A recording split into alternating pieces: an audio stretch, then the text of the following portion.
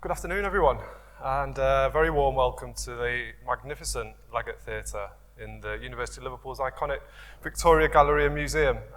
Just a little bit of housekeeping before we get started.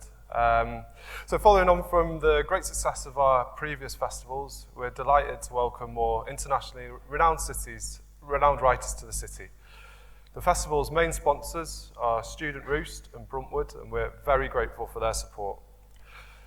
Please, if you could all wait for our speakers to leave the hall before you do, so they can get downstairs to the Blackwell's Festival bookstall. There you can buy his books, which I'm sure David will be delighted to sign.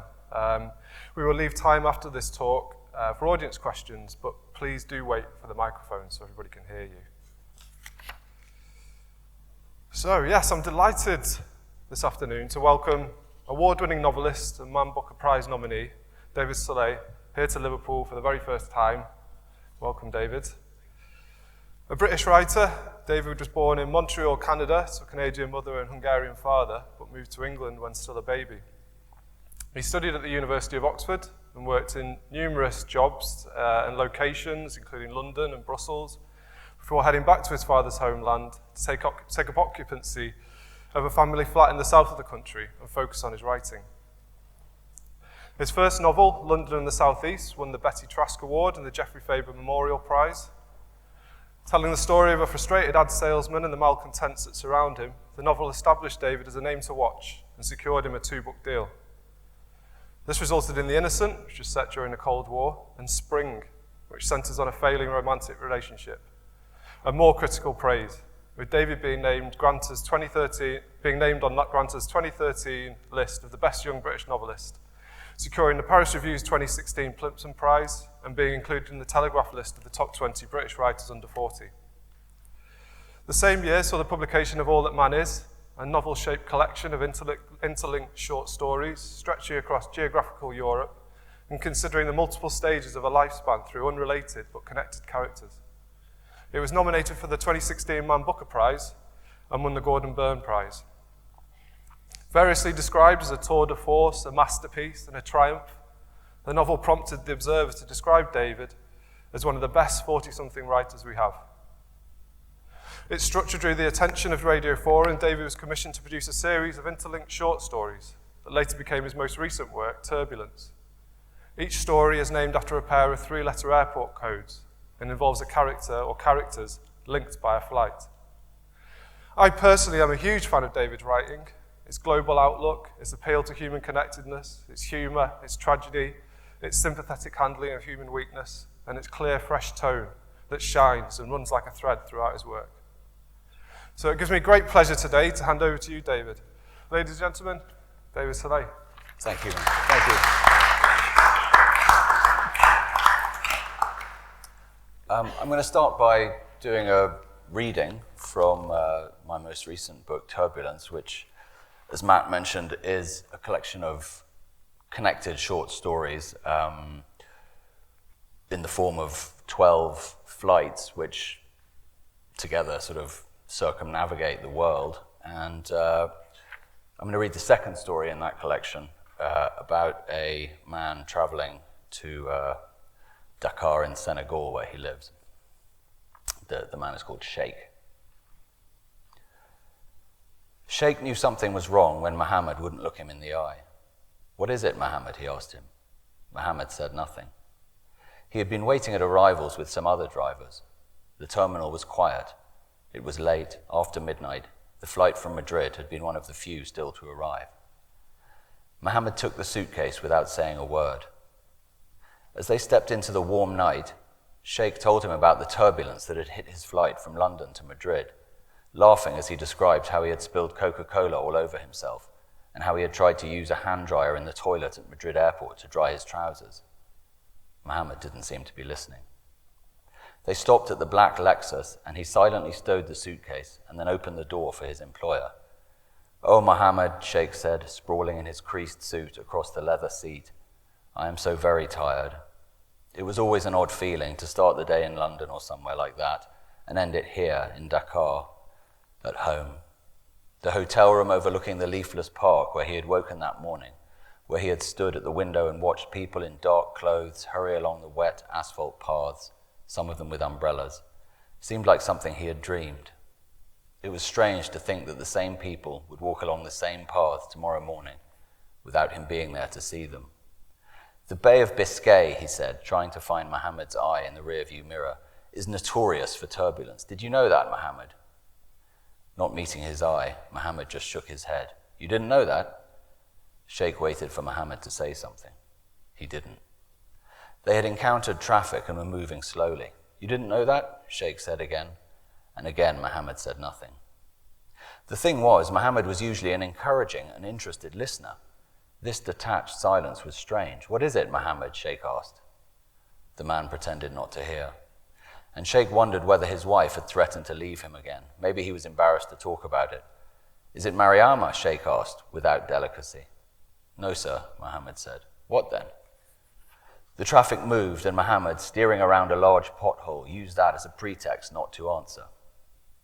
People walked barefoot by the road. They emerged from the darkness into the dim, shadowy light under one of the street lamps, then disappeared again into the darkness. As light momentarily fell into the car, Sheikh tugged at the fabric of his trousers, trying to see the extent of the coke stain. Yes, that had been what's known as severe turbulence. It had lasted for 10 minutes or so. It had seemed, in other words, to last forever. Sheikh had been afraid. When it finally ended, in the eerie and provisional stillness that followed, his eyes had met those of the woman sitting next to him. She was English, the woman, and in her 70s probably. Some withdrawn English quality, a way she had of hardly seeming to see him, was all that he had noticed about her until then.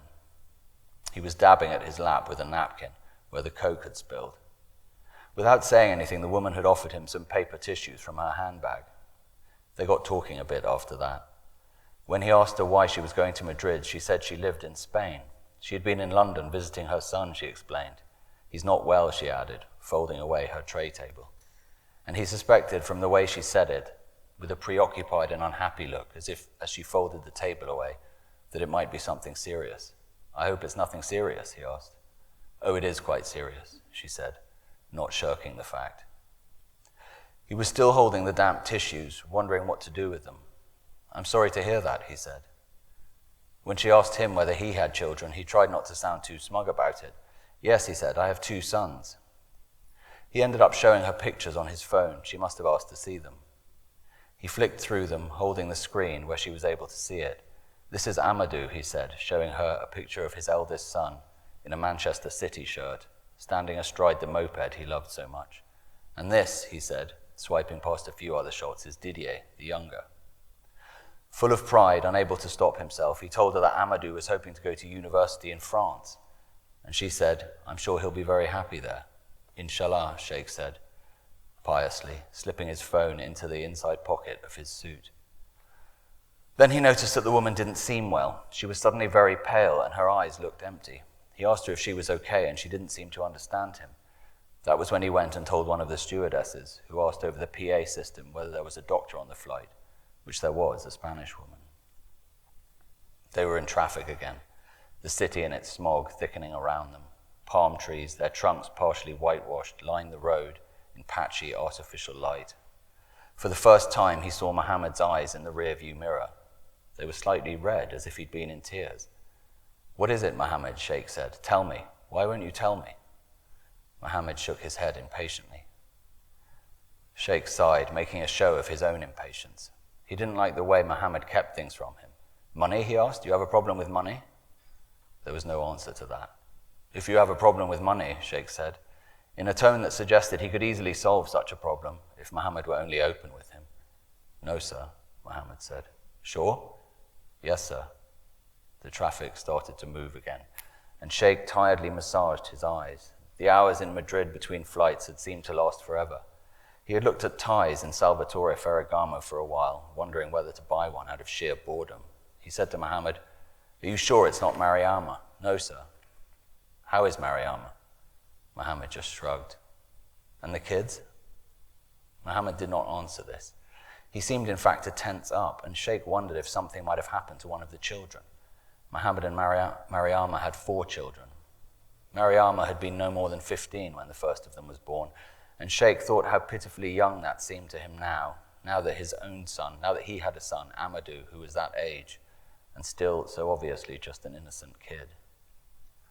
Mohammed himself had been older, of course. He was, 10 years older than her? Something like that. Neither of them exactly literate. There had been problems over the years. Sheikh and his wife had tried to help. There's only so much you can do, though. Some things perhaps are not meant to be. Some things are meant to be. Some things are not meant to be. Sheikh pressed him. So are they well, your kids? Mohammed answered with a minimal nod. El Hadji, Sheikh said, referring to Mohammed's eldest son. He was almost exactly the same age as Amadou. As small children, they had played together, had been friends. Sheikh had permitted that, up to a point. He's doing well, he asked. Yes, sir, Mohammed said, in a voice that was almost a whisper. Sheikh was paying for El Hadji's education at a private school. Not the same private school that Amadou went to, the new French lycée in its sleek, modern building with its tennis court and its Mandarin option. A simpler, more local one. Still a decent enough school. And El Hadji, though unlikely to go to university in France, would have an opportunity to make something of his life. It pleased Sheikh that he was able to do this, to make such a decisive difference to someone's life, to be a figure of such transformative power in the world of Mohammed's family. He said, "Then what's troubling you, Mohammed? Do you have something to tell me?" Yes, Mohammed had something to tell him. That was suddenly obvious from the way when Sheikh asked him the question. He just stared straight ahead with this dead expression in his eyes. Sheikh found from nowhere that he had a quiet hankering for a cigarette. It had been over a decade since he had quit. Amadou, at 5 years old, having been told that smoking killed people, had one day asked his father to stop, and Sheikh, after thinking about it for a moment, had stubbed out the cigarette he was in the middle of smoking and promised his son that he would never smoke another. What had touched him was the simple fact that his son actually cared about him, that he actually cared whether he lived or died. There were not that many people in the world who actually cared about you all that much, and if you were lucky enough to have a few who did, he thought, then surely you owed it to them not to destroy yourself avoidably. Surely you owed them some sort of effort. Since that day, he had not smoked a single cigarette. He was proud of his willpower. Occasionally, though, at moments of stress, the hankering still came. "What is it, Mohammed?" he asked in a quieter voice. They were nearing the house. They were in smaller streets on the hill next to the sea, where the smog was thinner and there were larger trees, their stiff, dropped leaves littering the asphalt under the streetlights. Outside many of the properties were sentry posts. They were nearing the house. There it was, its high metal gates. "Stop," Sheikh said. Mohammed stopped the car in front of the gates and sat there, still staring straight ahead through the windscreen. The headlights lit up part of the white painted metal of the gate. The paint was speckled with rust.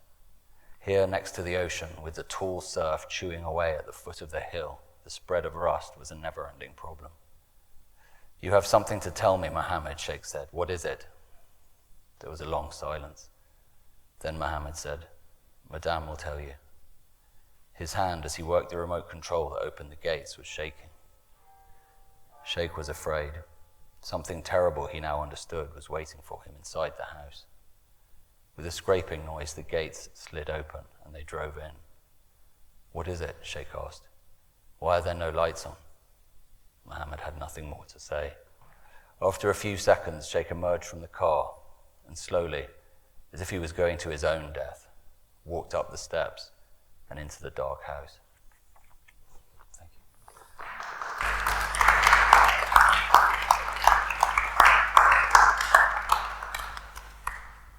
Thank you very much, David. That was lovely to hear you read.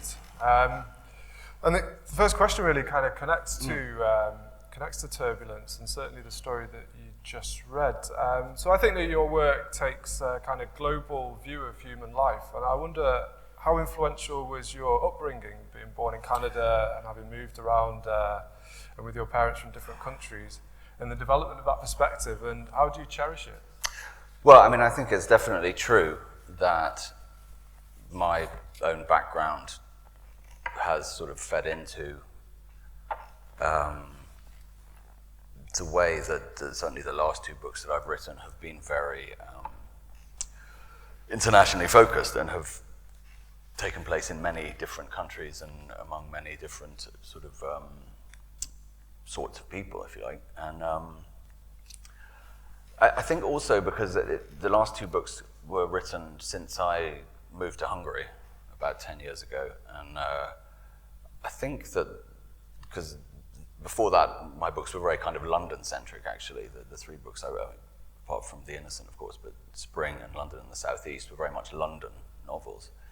And I think, yeah, when I moved to Hungary, and actually at the same time as that, various other members of my family were by chance on the move, so there was this great sense of people moving around. My sister moved to Italy, my grandfather moved from London to France, and my parents are constantly moving. So yes, undoubtedly, there was that. And so All the Man Is, of course, takes place in many different 9 different European countries or locations.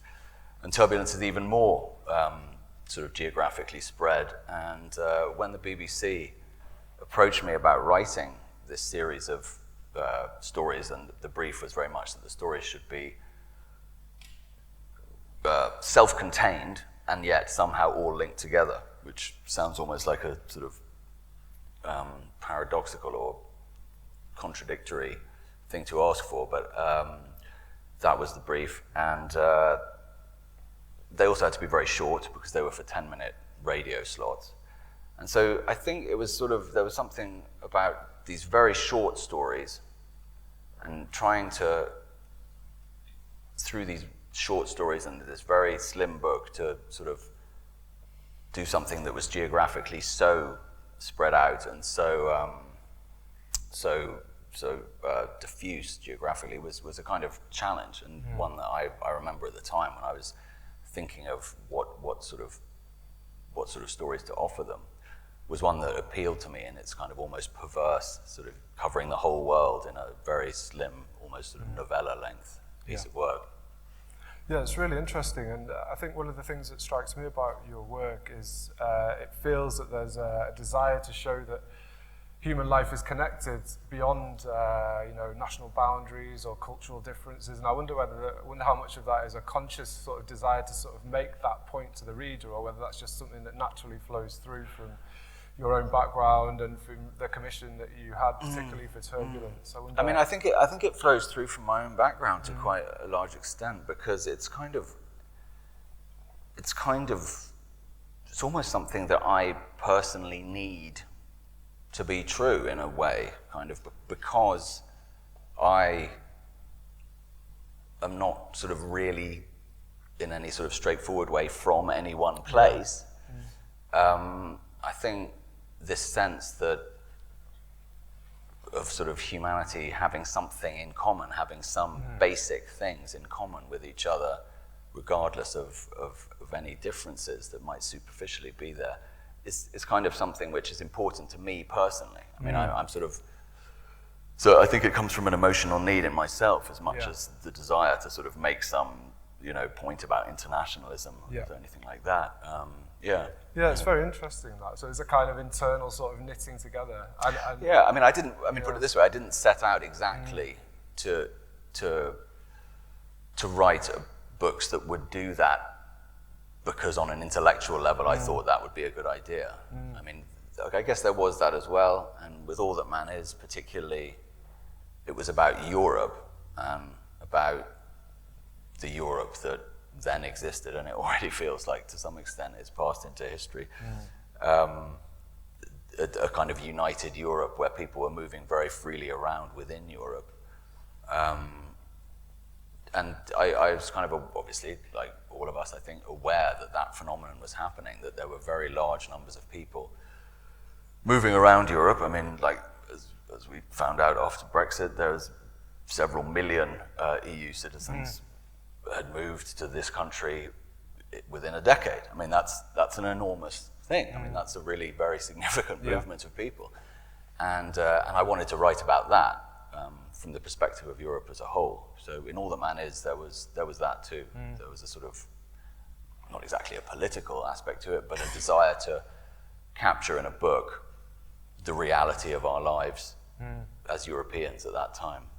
Yeah, it's really interesting. And as we mentioned in the introduction, this is your first time in Liverpool, which considers itself a kind of European city, a world city. And I wonder what your impression is of the city in the brief time that you've been here. I'm afraid it has been very brief. I've been here for 24 hours and I spent at least 8 of them sleeping, so I haven't had that much. But I did go for a walk for a couple of hours this morning, and yeah, I'm stunned by the architecture. I mean, let me just say that. The number of fantastic buildings that look as if they've gone up in the last 10 years or so is staggering. But also, yes, I mean, there is this very, I mean, just the number of languages you hear in the street and, you know, stuff like that really makes the city doesn't feel provincial at all, really, which is of course very, you know, exciting to be in. Yeah, brilliant. So moving from Liverpool in the northwest to London in the southeast, I'm interested in your view of that work, which was your first novel now, some 15 years and much success later. Well, that London in the southeast was, I guess, kind of a typical first novel in that it wasn't exactly autobiographical, but it did sort of draw very heavily on personal experience of working in telephone sales, and was a sort of tragicomic, I guess, look at a portrayal of that world and of the sort of desperation of it, of the sort of the absolute sort of naked, jungly capitalism of commission-only work where, you know, there's no security at all, and combined with the sort of awful long commutes out of London and the kind of soulless offices, and, you know, I mean, it was just a kind of I think when I first tried to write that book, I approached it in a very serious way, like I was going to make this very serious depiction of the horror of this. But that didn't really work, and it only started to work when I was able to laugh at it. Yeah. When I was able to treat it as a kind of black comedy, and then it came very easily and was very enjoyable to write. And you know, the kind of the comedy of the situation is sort of the thing which I like most about that book. And yeah, I mean, as I say, it's hard to believe that it was published 14 years ago. Yeah, time flies, doesn't it? Yeah. I mean, I think there is a lot of humour in there, and I think it is that kind of black humour. It is that kind of humour found in other people's sort of tragedy and failings. And I'm interested in whether that was the concept of it, the setting. Obviously, you'd had experience in that environment, whether coming into writing your first novel or approaching it from the point of view of the desire to become a writer and to become a published author, whether this was an idea that had kind of been fermenting this environment, these characters, or whether you kind of found yourself with the opportunity to write and thought, yeah, that looks like fertile ground. Yeah, it's kind of a complicated situation, I think, because I had wanted to be a writer, and I had written some plays at university and that sort of thing. But then that had all sort of fizzled, or I'd had some negative experiences with a play in particular, and so I'd sort of given up on that idea, and I was really just kind of trying to find a place in the world, and didn't really know what I was going to do with my life. And I applied for law school and various other things, and meanwhile I was doing this sales job just to sort of pay the bills, and the sales job kind of went well in that it once you sort of get into the rhythm of it, you can actually sort of just tick over with it and make a living that you can live off without putting in too many hours and so on. So yeah, then I guess I was just doing that and not liking it, of course, but then gradually at some point it struck me, obviously, that this would be a fantastic thing to write about, in fact. And there was already, when I was working as a salesman, the David Mamet play and film, Glengarry Glen Ross, was something that my fellow salespeople sort of had an obsession with this film, which kind of shows, it sort of runs in parallel to, I mean, in a way it works in a similar way to London and the Southeast, but it's a sort of glossy American version with sort of Al Pacino and Jack Lemmon in it. So it's all kind of quite glamorous and American. So there's a kind, in London and the Southeast, it's almost a sort of deliberate undercutting of that, and the characters in the book are also obsessed with the film, but their life is just so much more dingy and banal than the film, which, I mean, the film, I suppose, is supposed to be dingy and banal, but really it doesn't really scratch the surface of quite how dingy and banal things can actually get. So that was also kind of an inspiration, that film, and sort of doing something that was somehow almost in sort of dialogue with that film was part of it too. It's mentioned, isn't it? It's mentioned. I mean, the characters are obsessed with it in the way that right. the sort of real salesmen I worked with were also obsessed with it. And then there's something kind of self-hating about the obsession, because obviously the characters in the film are kind of losers. They are these sort of slightly repugnant, desperate souls. But they were sort of mythologized. They kind of represented a kind of mythology as well. Anyway, that was part of it. Success, isn't it? Yeah, it's very interesting. I mean, I really love London and the Southeast, and I think of it as a kind of a time capsule. There's lots of smoking in pubs, there's boozy office lunches, and obviously pre-financial crisis, there's that feeling, that sense that there's just around the next corner, there's piles of money to be made. I mean, how aware of that were you when you were writing it? And I wonder whether that's something that you recognise now. Well, I mean, about half the novel is set in pubs, in smoky pubs. And literally weeks or months after it was published, they banned smoking in pubs. So it sort of instantly became a historical novel in a way. And so that's part of the reason I think why, as you say, it does have this kind of feeling of being from another era. It takes place, of course, before the financial crisis, before all of that, before the kind of mass discrediting of that way of life, if you like. I mean, obviously that way of life goes on, but I don't think it can go on quite as unapologetically as it did 15 years ago or whatever. Definitely, it feels like, and in other ways too. But I guess that always happens if you write books that are set in the present, they obviously just drift into the past as a natural process. Of course.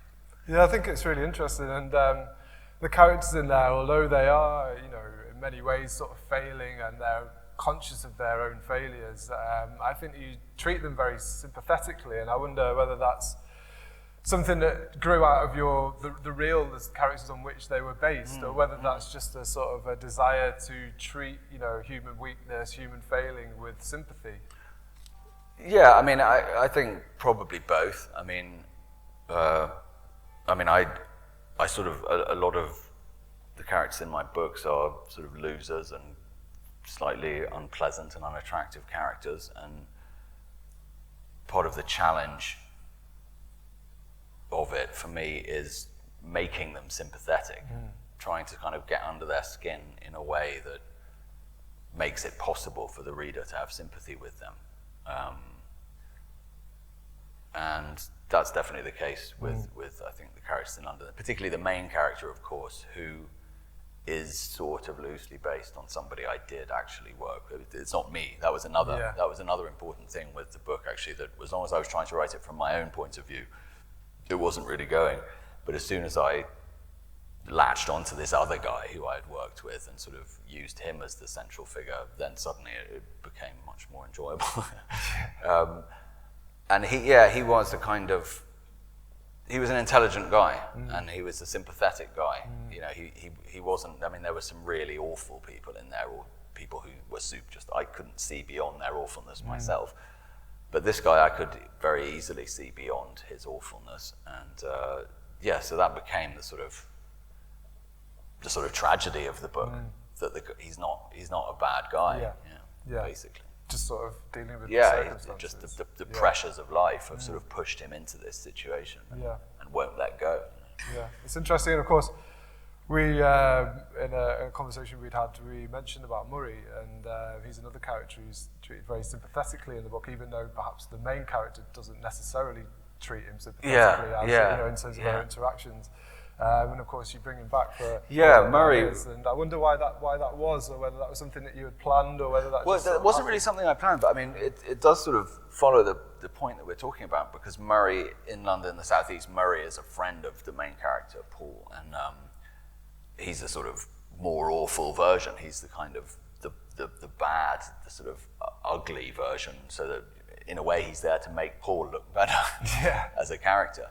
But then in All That Man Is, one of the stories is about Murray and centers on Murray, and so that was almost consciously, in fact, a sort of, now let's take Murray and sort of see if we can dig some sympathy up for Murray even.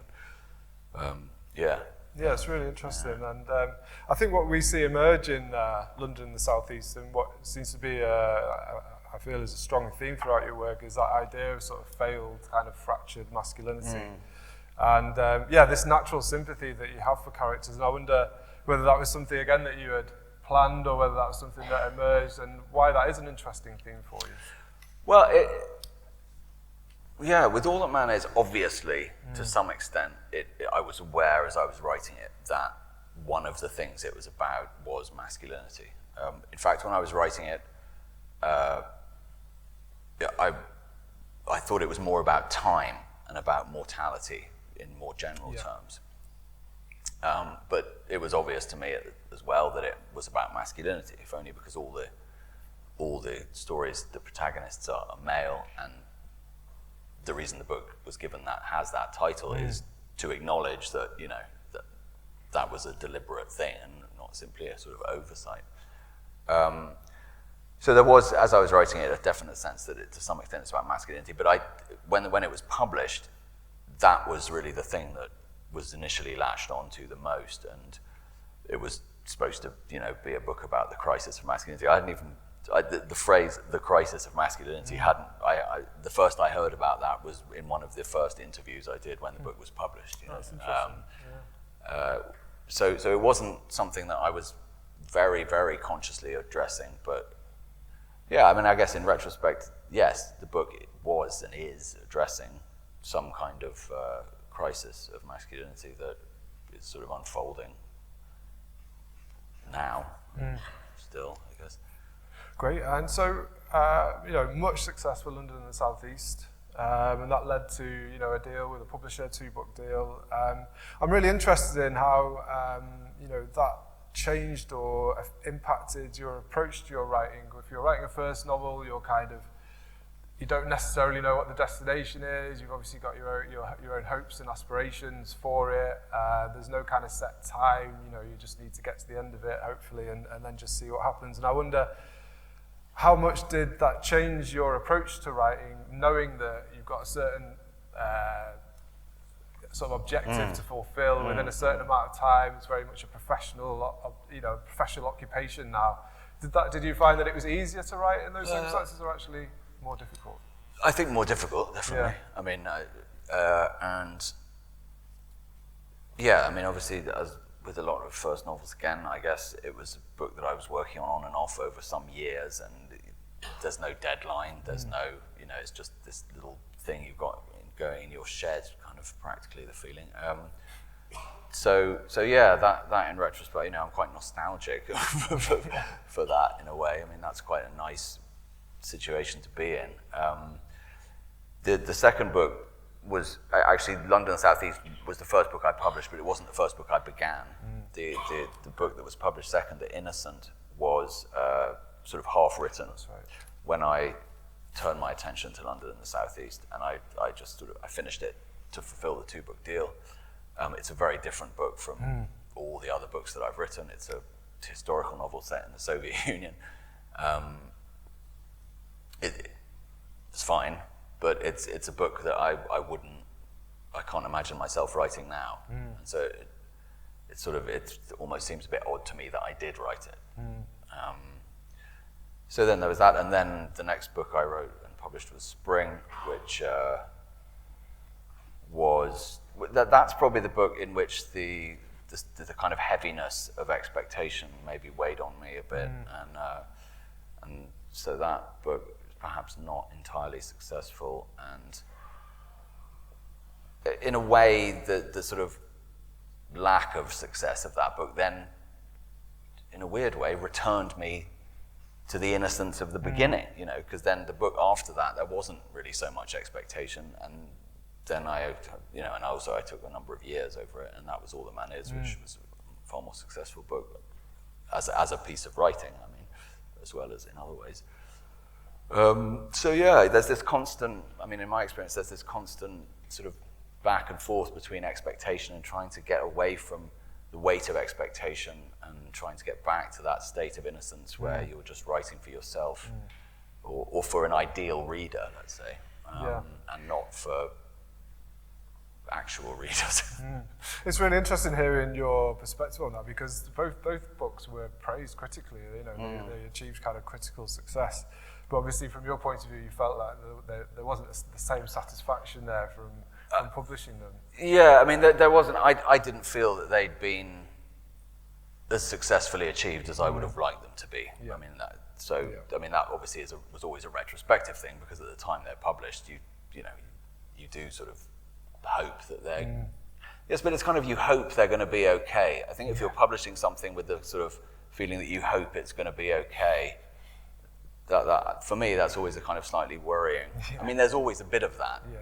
But if that's quite a strong feeling, in my own experience, that doesn't necessarily bode well. Yeah, and then obviously, you know, as we mentioned, we had All That Man Is, which was published in 2016 to, great success, nominated for the Man Booker Prize, selling really well, hugely successful critically. Some of the terms I used there, I mean, they're on the book, a triumph, a masterpiece, tour de force. It must have been so pleasing for you, but in terms of the structure, it's quite a different structure to your previous works. And, it's a series of interlinked stories which is presented as a novel. But some of the people questioned whether, its interlinked stories should be considered as a novel. I do think it reads as a novel. But how do you view that discussion? Well, And, I mean, was it your intention? What was your intention with the structure? Well, I mean, the structure, again, it wasn't really something that I sort of sat down and worked out as a kind of clear intellectual concept before I started. It's gradually, I wrote one of the stories and then thought it'd be a nice idea to write other stories that would somehow be in dialogue with that initial story, and it gradually evolved into being what it is and the structure that it has of 9 stories about progressively older protagonists. The structure was not something that I sort of decided on in advance. That I sort of felt my way to the structure.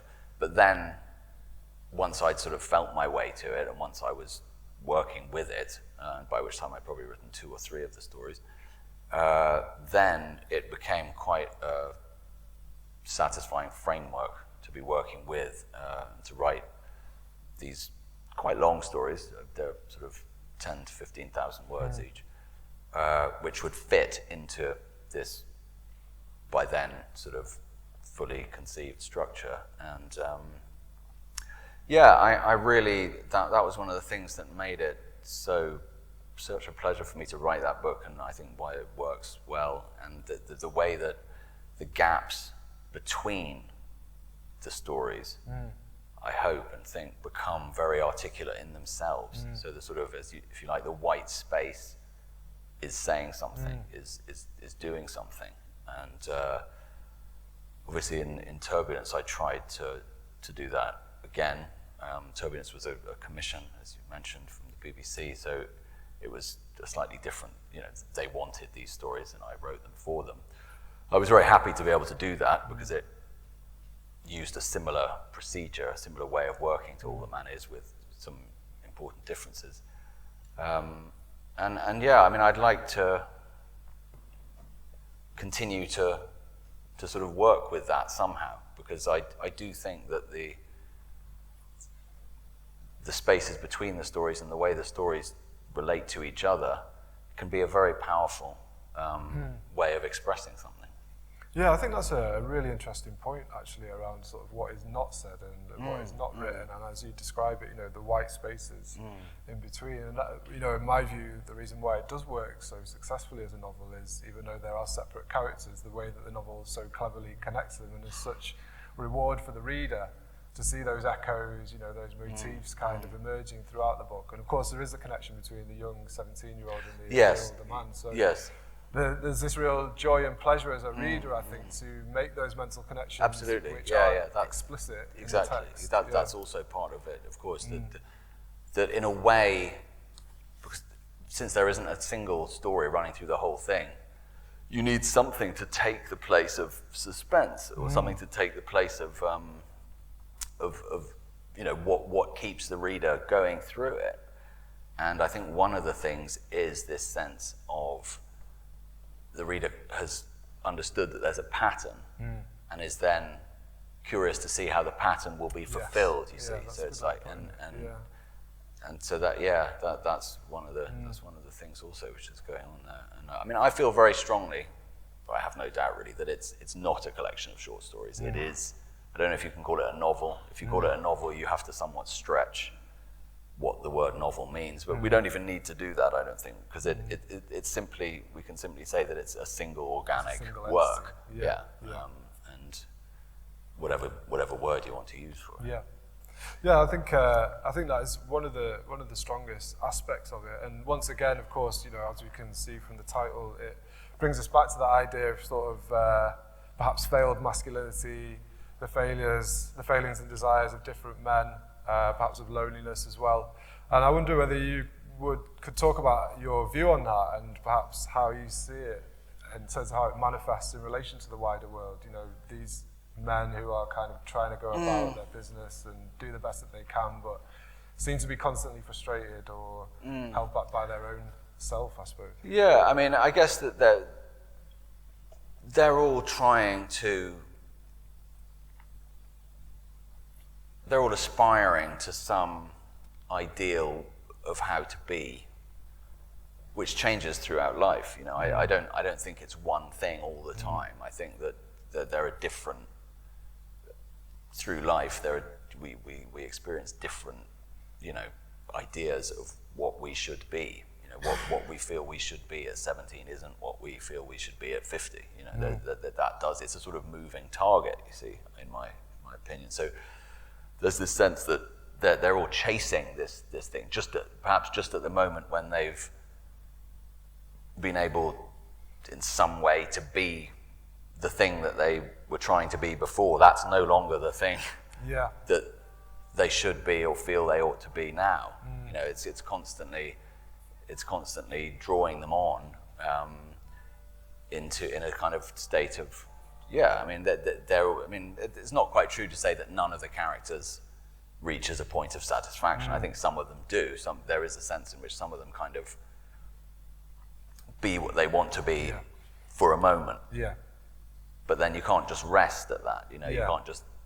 Life just doesn't then stop, and you just kind of get to be that forever and be happy about that. There's always a new expectation and a new feeling of having to deal with a new set of circumstances. The new set of circumstances, at its simplest, just being getting older and dealing with that. And I think that, as I said when I was writing the book, that it was really the thing that animated me most as a writer. The idea of trying to capture the process of getting older, the passage of time, as experienced subjectively by an individual.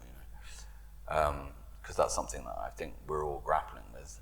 Yeah, it's fascinating, isn't it? Because as you say, time doesn't stop. You could reach a point where you feel a sense of contentment, but then obviously the next day you wake up and you've got to carry on. And I think that time is another connector, isn't it, in all that matters, because it is sort of chronological, isn't it? Yeah. I mean, I think that is the strongest connector. That is the pattern. I mean, that's you couldn't, for instance, put the stories in a different order. They're fixed in that order. That's a very important aspect of it being a single thing, I think. Yes, it's a great way, I think, of presenting that idea, and I think that notion of trying to be creative in terms of how you connect different glimpses of human life I think you build on again in Turbulence, where, of course, it's a series of connected flights, and each chapter is the three-letter sort of signifier for the airport. Yeah, and I think that's a really lovely idea about how you sort of present, separate but interlinked characters, in that global setting again. And I wondered, where that idea came from, and which came first. Was it the characters, or was it kind of the structural approach? Well, I mean, the structural approach was sort of set by the commission. They wanted 12 stories, which had to work as individual stories as well as forming some kind of whole that was somehow greater than the sum of their parts, I suppose. And yeah, as I said, the previous year, the same slot, if you like, on Radio 4 had been done by John McGregor, the novelist, and he had done something which had set, all the stories were set in the same small village, the village in which his novel Reservoir 13 is set. So it was a sort of tiny miniature. It was confined to it was a sort of forensic examination of a very small geographical space. And so I guess it was probably just wanting to avoid doing anything too similar. That was the first thing that set my thoughts towards, this kind of massively expanded geographical setting. And then the flights. I think someone maybe suggested that one interesting thing to look at might be passengers on a single plane. 12 stories about 12 different people on one plane, which is, would be interesting. But perhaps it was too similar to what John had done the year before, just sort of substituting the plane for the village. So rather than having the passengers all on the same plane, I thought, what about having them all on different planes? And then sort of having it go all the way around the world and end up where it started. And, I think it's a wonderful way of exploring certainly modern life, because one of the curious things about contemporary life is that there are so many occasions where we spend periods of time with complete strangers and then never see them ever again. But there's little sort of particles of life that are exchanged between each of the individuals. It's very hard to kind of capture that, and I think that's something that you do achieve. I mean, the other interesting thing is that rather like with the smoking ban hitting London and the southeast, within less than a year of Turbulence being published, all the world's aeroplanes were grounded. So that also was a sort of, this book suddenly seems to come from a different world. But anyway, they're sort of back in the air now. So. Well, we'll have to move on to questions from the audience very shortly, but I did want to ask you about tone in your work, and I feel it's consistent throughout your work. You use quite short sentences, quite kind of plain English, straightforward description. And I wonder, in terms of your practice, how much effort do you have to put into consciously restrain yourself from overwriting, or is this a natural way that you're able to write? I guess there is probably a sort of process of writing and then pruning back, but I not that much. I mean, I guess that's just how it naturally comes out. I mean, particularly for Turbulence, which had the additional consideration of being something that would initially be heard, not read, that demanded even shorter than usual sentences, and no swear words and various other considerations. So yeah, that aspect of Turbulence did sort of concentrate the style even more than it made it even more itself, if you like, because of fulfilling that. But no, I mean that's a way of writing that I guess I just feel comfortable with naturally. And it just, it's not something. Excellent. And very finally, so looking ahead, what are you working on now, David, and when might we see the next Szalay book in the shop? I'm in the middle of something, and I've been for quite a while.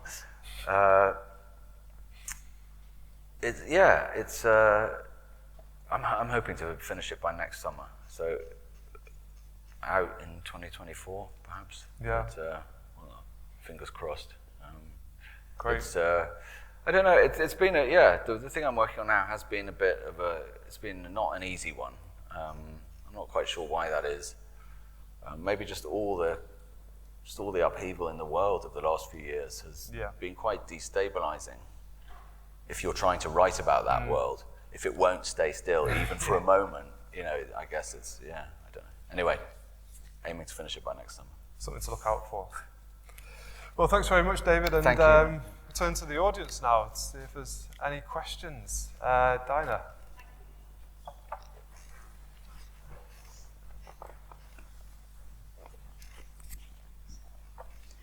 The title, All That Man is a reference, I think, to Yeats's Byzantium. That's right. Yeah. Has Yeats been important to your work? Perhaps other writers too? Do you see yourself in the context of other writers, what they've done? Yeah, Yeats has been important. I mean, a lot of the writers who are kind of who I go back to the most are actually poets. I mean, partly because, I don't know whether it's just me, but obviously rereading a novel is quite a major commitment. And I have reread novels, but I don't often reread novels. Whereas poems, of course, poems that I love, I've read dozens or hundreds of times. So a writer like Yeats or Auden, who's another writer that I go back to again and again as a reader, they're definitely, I think they're there. I mean, actually, the original title of the book wasn't All That Man Is. It was not a quotation from Yeats. It was from Led Zeppelin. And it was, in the days of my youth, I was told what it means to be a man. But Led Zeppelin wanted like 10 grand or something to use it. And there was this back and forth between me and, because as the author, it turned out I had to pay that out of my own pocket. And I said, sorry, I can't afford to pay that. And the publisher was going, well, you really have to pay for it. Anyway, there was a sort of standoff about that. And then finally, the publisher said, all right, we'll pay it. Because I guess they liked the title. And so they decided to pay it. And then they contacted Led Zeppelin's agent again. And at that point, for some reason I don't understand, that deal was off the table. It wasn't for sale for any amount of money. So then I had to find another title, and I thought it was important to find a title which explicitly acknowledged the fact that this was deliberately a book about male characters, that it wasn't just, as I say, some oversight, that there were no female protagonists, that each of the protagonists in the story, in the 9 stories, was a man. That had to be acknowledged in the title. And Yeats is mentioned in the book in other contexts. So while sort of searching for a title, I was reading through some of these Yeats poems and came across that line, and we went with that. Lucky Escape, I think it's a better title. Yes, I think so It's too, a wonderful yeah. title. I think perhaps you're right, yeah. Thank you. Thank you, Patrick. I'm interested in language, and clearly now you're living and maybe thinking in Hungarian. Has that affected your sense or your self-consciousness, perhaps, of your English? That's a very interesting question. I mean, I can tell you that I'm not thinking in Hungarian. My Hungarian is not good enough to think in. And also, I still, to some extent, live, especially in terms of written, the environment of writing, and of course I include within that on the internet. My written environment is still entirely English. I mean, or British, or Anglophone. So I think, I mean, it is interesting because it's true that I'm not totally immersed in English as a living language in the sense of in a large community of speakers. I mean, obviously, I speak English to most of the people I live with in Hungary, in fact, but yeah, it's something that is definitely there, and I hope it's not a problem of some kind, because I believe very strongly in the living spoken language being the thing which keeps what we call literature alive. That connection to the living language is completely fundamental, in my opinion. So yeah, I make sure that I do sort of bathe in the English language, at least in writing, in contemporary writing, in media and contemporary literature, novels, whatever. So yeah, but it's a good question.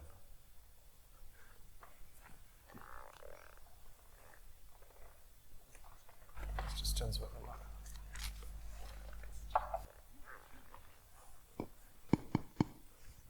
Hello, David. Hi. When did you first start to write, and when did you realise that you had the talent enough to get books published? Well, I mean, I was one of those who started to write as a child, you know, for my own amusement. And so from when I was, you know, I don't know, 10 years old or something, I would already write just because I enjoyed doing it. The sort of path from that to actually making a living as a writer was, you know, quite a complicated one with plenty of ups and downs. And as I was saying earlier, at times I completely abandoned the idea as a realistic project. And so, yeah, it was, I feel very lucky that I've ended up in a position where I can do that. Yeah, I mean, was there ever a moment of, I mean, there isn't really a moment of deciding you're going to do this, because you don't know whether it's going to be possible until someone else decides to let you do it. You know, so you kind of aspire to it and hope that you'll be able to do it, and then often the process of sort of reaching a point where you can do it as a way of earning a living is quite blurred and complicated, and you just one day find yourself in that situation.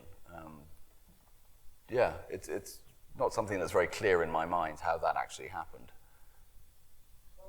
How long did that book take to write? All That Man Is? You mean All That Man Is? 2 or 3 years.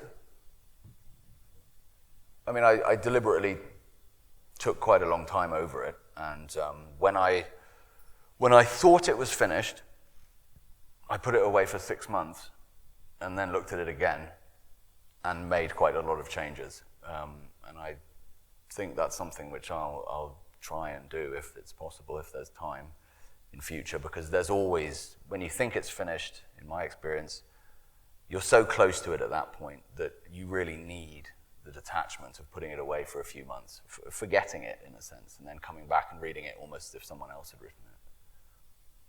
Thank you. Thank you. Well, I think we're just about out of time, ladies and gentlemen. So I'll say thank you to David. Thank you, for a great session, and thank you to you all for coming. I'm really pleased that you're able to join us this afternoon, and I hope you've enjoyed the session. I also hope that we might welcome you back to our campus soon to attend one of the many other public events we run throughout the year. And if you would like more information, you can visit our web pages for listings of all future events, or to sign up, or please do sign up to our events newsletter. But thank you very much for joining us this afternoon, and thank you to David. Thank you.